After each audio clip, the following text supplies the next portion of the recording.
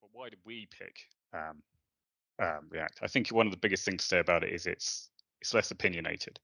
Everything in Angular seems to be dictated for you. I find there's an Angular way of doing it, and you have to do that.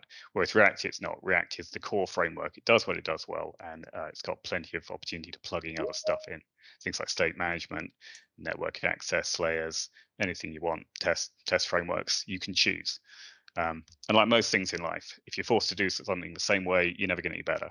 Whereas React lets you, that's what Angular does. React lets you do it however you want, and in that way, it gets better. Things. No, I dislike Angular amazingly. I work with it, and it's viable. I just prefer React. One of the reasons, the main reasons that I think I've got it, it's easier to learn. It's got a shorter learning curve.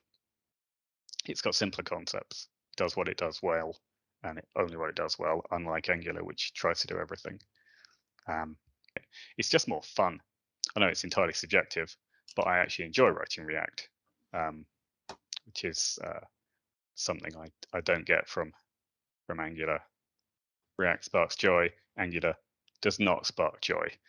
This one is good, but I prefer this. It's just my take on it. Yes, Angular has a steeper learning curve because it does more, so you need to know more.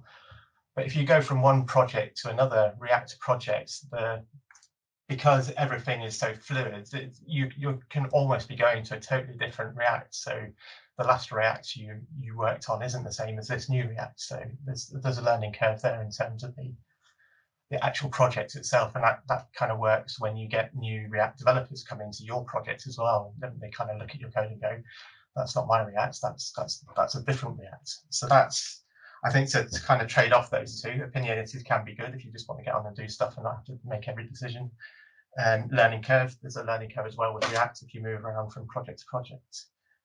Angular has two ways to do forms, and one of those ways isn't the right way. So there's only really one way to do forms in Angular, which if you want to carve your own path through the world, that might be frustrating. But if you just want to get on and do some forms and you don't want to choose which of the 8 ways to do forms in React to do, then this is nice.